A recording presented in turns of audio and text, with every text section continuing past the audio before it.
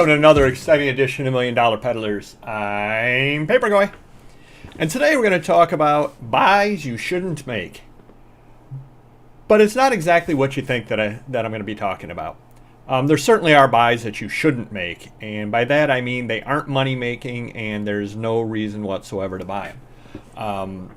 You get 50,000 commons of some of the junk wax era, and you can pick them up and you got to pay $1,000 for them. That's going to be a lot of work and you're probably not going to make a lot of money out of them. Let somebody else buy those. So I'm not talking about those kind of buys. I mean, we all run into things out there that we see that we just say we shouldn't buy. One of the local people that watches the show all the time always tells a story about a local auction where they had rusty gutter pipe. Probably not something or other that you should buy unless you're going to scrap it out. You're not going to get a lot of money for rusty gutter pipe. That sort of thing. But that's not what I'm talking about today. What I'm talking about today actually comes because of a good friend of the channel, Primetime Treasure Hunter. He has a Facebook page that's actually, it's a resource center, and it helps out a lot, and I go by there regularly and give people advice, and I learn a lot when I'm over there as well. So do check it out. He's a good friend of the channel. But somebody or other on there did ask the question, what is it that you're a sucker for buying? And that person was talking about that they bought Legos and things like that no matter what.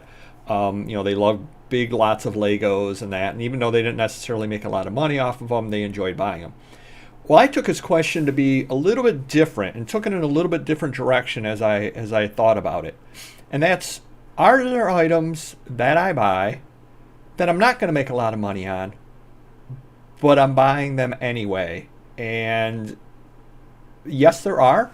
And I'll give you a good example. The reason why is the historic. I feel that part of what we're doing here, yes, it is a business. Yes, we are making money.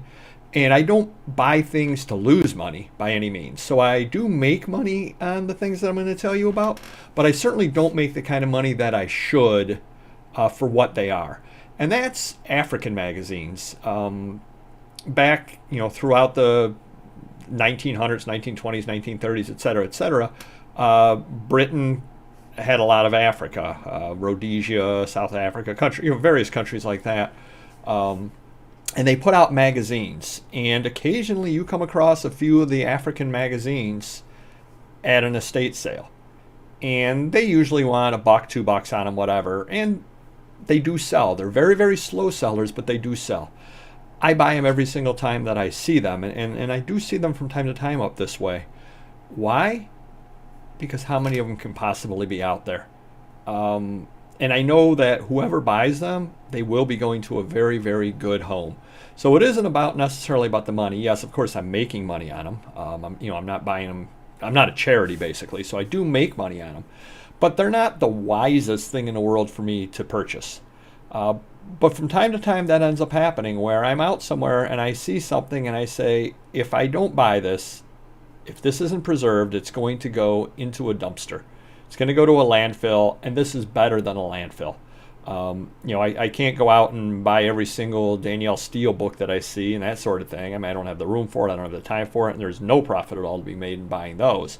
So I'm not talking about purchasing, 50 Harlequin romances that, have the covers torn off them. I'm not talking about buying things like that.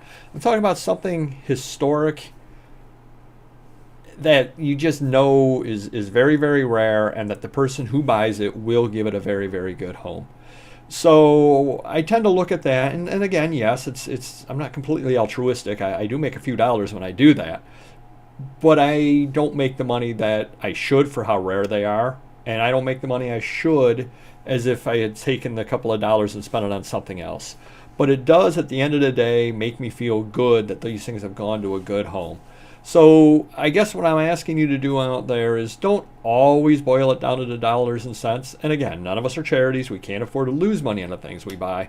But do from time to time, when you see something that you just know is a piece of history, you know there aren't a lot of them out there, you absolutely know this will find a good home and whoever buys it will really appreciate it, buy it. And again, I'm not talking about buying 5,000 items, 10,000 items. I'm talking about an item here and an item there. When you see, save them from the landfill, put them on, accept a little lower percentage than you usually would accept on stuff, and do a little good in the world. So that's a bit of an uploading or a positive message for the day there. Uplifting, that's the word I was looking for. Bit of an uplifting message for the day. And, do check out the Primetime Treasure Hunter. Do check his channel. Do check out his Facebook. It's a lot of great stuff going on over there. And I'd like to thank him and some of the other members who brought that up on there to give me this idea. But do a little good, and I don't know. I don't know how your feelings are about karma and all that kind of stuff, but I can't help but feel that if you do a little bit of good, it's going to come back around. So see you next video.